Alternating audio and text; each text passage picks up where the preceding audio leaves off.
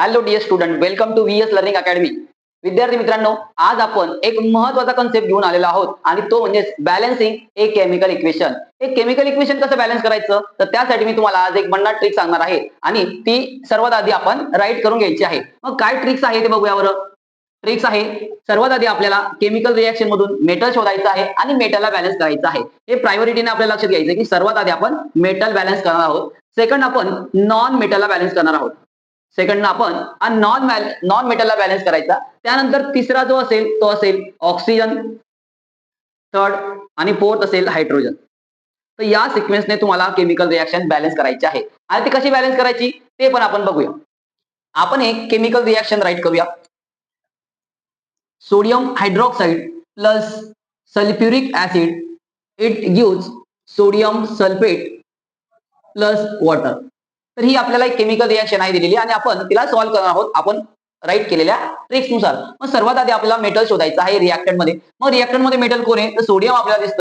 सर्वात आधी आपण या केमिकल रिएक्शन मध्ये जी रिएक्टंट असतात ते रिएक्टंट किती क्वांटिटी मध्ये आहेत आणि प्रॉडक्ट मध्ये किती आहेत ते इलेमेंट्स ची काउंटिंग आपण करणार आहोत. या चार्ट मध्ये, या बॉक्स मध्ये एक टेबल आपण ड्रॉ करणार आहोत आणि या टेबल मध्ये आपल्याला नंबर्स राईट करायचे आहेत. How many elements are present in the reactant and how many elements are present in the product. यांची संख्या जर सारखी असेल तर गिवन केमिकल रिएक्शन ही बॅलन्स असेल आणि जर ही संख्या सारखी नसेल तर गिवन केमिकल रिएक्शन ही अनबॅलन्स असेल. मग आपल्याला सर्वात आधी हे आयडेंटिफाय करायचं असेल की आपल्याला दिलेली रिएक्शन बॅलन्स आहे किंवा नाही. म्हणून या रिएक्शन बॅलन्स करण्याच्या या कन्सेप्ट मध्ये सर्वात पहिली स्टेप म्हणजेच काय, दिलेली जी रिएक्शन आहे ती बॅलन्स आहे किंवा नाही ते ओळखणे. चला तर मग ती रिएक्शन आपण बॅलन्स करूया. रिएक्टंट सर्वात अगोदर आपण सोडियम राईट करणार, दुसरा ऑक्सिजन, तिसरा आहे हायड्रोजन. हायड्रोजन आपण राईट केलेला आहे. पुढचा येणार सल्फर, ऑक्सिजन ऑलरेडी घेतलेला आहे. मग आता यांची संख्या किती आहे ती बघूया. How many numbers of elements are present in the reactant. Sodium 1, oxygen हा 1 आहे बघा आणि या ठिकाणी 4, म्हणजे टोटल 5 ऑक्सिजन इथे प्रेझेंट आहे. हायड्रोजन काउंट करूया. इथे 1 हायड्रोजन आहे, इथे 2 हायड्रोजन आहे, म्हणजे टोटल 3 हायड्रोजन्स आहेत. सल्फर या ठिकाणी फक्त एकच सल्फर आपल्याला पाहायला मिळतो. त्याच पद्धतीने प्रोडक्ट मध्ये सुद्धा किती संख्या त्यांची असेल ते आपल्याला बघायचे. जे आपण एलिमेंट्स या ठिकाणी राईट केले ते सुद्धा प्रोडक्ट मध्ये पण असतात, म्हणून आपण ऍज इट इज त्यांना राईट करून घेणार आहेत. फक्त त्यांची संख्या किती ते आपल्याला काउंट करायची आहे. सोडियम मात्र या ठिकाणी आपल्याला 2 दिसतोय की जो रिएक्टर मध्ये एकच होता. ऑक्सिजन आपल्या ठिकाणी ऑक्सिजन 4 + 5 म्हणजे ऑक्सिजन या ठिकाणी 5 आहेत. हायड्रोजन इथे फक्त 2 हायड्रोजन आहेत बघा.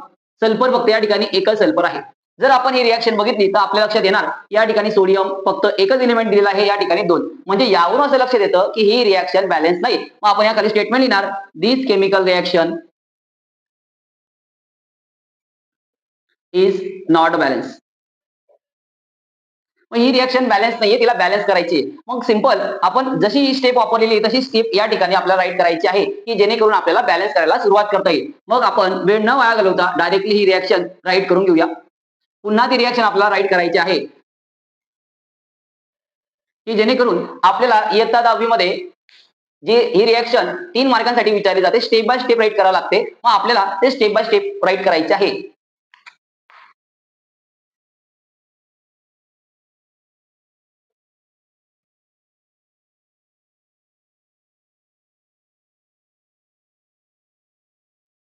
या पद्धतीने आपण टेबल ड्रॉ करून घेतलेला आहे की ज्यामध्ये आता आपल्याला बॅलन्स करायला सुरुवात करायची असेल. मग सर्वात आधी आपण आपल्या ट्रिकनुसार मेटलला बॅलन्स करणार आहोत.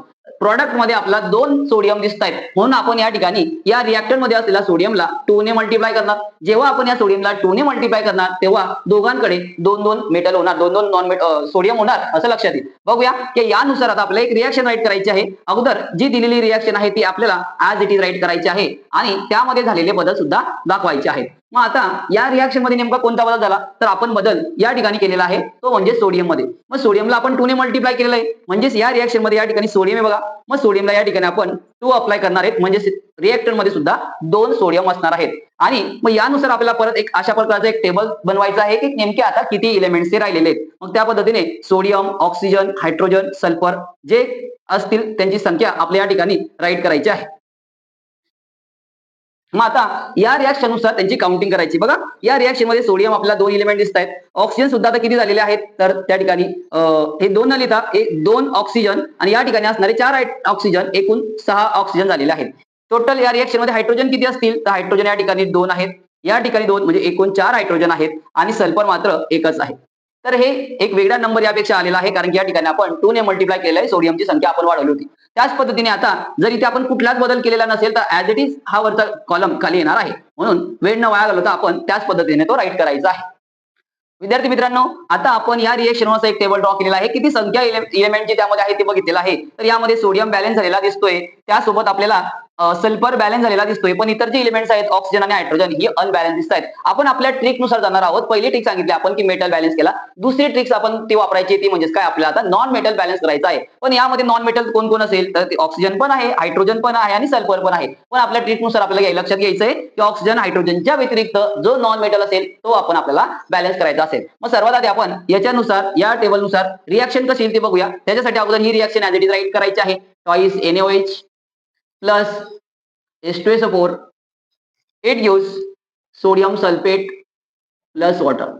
जो बदल केला होता तो आपण आता राईट करून घेतलेला आहे. आता या रिएक्शन मध्ये आपला बदल करायचा आहे बघा. काय बदल करणार? तर सोडियम तर बॅलन्स झालेलाच आहे. मग आता आपण ऑक्सिजन आणि हायड्रोजनच्या व्यतिरिक्त राहिलेला सल्फर बॅलन्स करणार आहोत. पण या रिएक्शन मध्ये आपल्याला असं लक्षात येतंय की सल्फर ऑलरेडी बॅलन्स झालेला आहे. त्याला बॅलन्स करण्याची गरज नाही. मग पुढच्या स्टेपवर जाणार. मग सल्फरच्या नंतर कोण? तर येणार नंबर ऑक्सिजनसाठी. मग आता ऑक्सिजनला बॅलन्स करून बघूया. मग इथे जर आपल्याला 6 ऑक्सिजन दिलेले आहेत, इथे फक्त 5 दिलेले आहेत. म्हणजे इथे आपण कोणता असा नंबर मल्टिप्लाय करणार की जेणेकरून 6 होणार? तर लक्षात येईल या ठिकाणी कुठला नंबर नाही की आपण याला 6 करू शकतो मल्टिप्लाय करून. म्हणून ही स्टेप सुद्धा आपण आता अप्लाय करू शकणार नाहीयेत. तर यासाठी आपण हायड्रोजन ही लास्ट स्टेप असेल या ट्रिक्सनुसार की आता आपण हायड्रोजनला बॅलन्स करणार आहोत. बघूया मग हायड्रोजनला बॅलन्स करण्यासाठी इकडे आपल्याला हायड्रोजन 4 दिसतायत, इकडे आपल्याला हायड्रोजन 2 दिसतायत. मग इकडे आपल्याला काय करावं लागेल? प्रॉडक्ट मध्ये या हायड्रोजनला 2 ने मल्टिप्लाय करावं लागेल की जेणेकरून रिएक्शन बॅलन्स व्हायला मदत होईल. मग याच्यानुसार आपल्याला पुढची रिएक्शन राईट करायची बघा. मग या रिएक्शन मध्ये जो बदल आपण या ठिकाणी केलेला आहे तो बदल दाखवायचा आहे. मग या ठिकाणी आता 2 हायड्रोजन आहे, आपल्याला 4 हायड्रोजन दाखवायचे असतील. म्हणून आपल्याला फक्त काय करायचं आहे? या ठिकाणी 2 दाखवायचा आहे की जेणेकरून 2H2O म्हणजे या ठिकाणी जो बदल झालेला तो या रिएक्शन मध्ये आपण दाखवलेला आहे. यानुसार आता आपण या रिएक्शन नुसार एक टेबल बघूया की गिव्हन केमिकल रिएक्शन ही बॅलन्स झालेली आहे किंवा नाही. बघा, सोडियम, ऑक्सिजन, हायड्रोजन आणि लास्ट राहिला सल्फर. यांची संख्या किती आहेत ते आपण बघूया. त्याच्या आधी या ठिकाणी पण सोडियम, ऑक्सिजन, हायड्रोजन आणि सल्फर संख्या बघूया. सोडियम किती राहिले आता? तर या ठिकाणी 2 आहे. ऑक्सिजन किती आहे? 2 प्लस 4 हे 6 आहे. हायड्रोजन या ठिकाणी हे 2 आणि हे 2 4 आहेत आणि या ठिकाणी सल्फर हा फक्त एकच आहे. यामध्ये आपल्याला सोडियमची संख्या बघायची बघा. 2 सोडियम आहेत. ऑक्सिजन किती आहेत? तर हे 4 ऑक्सिजन आणि हे 2 ऑक्सिजन एकूण 6 ऑक्सिजन आहेत. हायड्रोजन किती आहेत? तर 2 × 2 4 हायड्रोजन आहे आणि सल्फर मात्र या ठिकाणी एकच आहे. तुमच्या लक्षात आलं असेल की या ठिकाणी आता सोडियम, ऑक्सिजन, हायड्रोजन आणि सल्फर हे सगळे एलिमेंट आता बॅलन्स झालेला दिसतंय. मग लास्ट स्टेटमेंट आपलं असेल दिस इज बॅलन्स केमिकल इक्वेशन.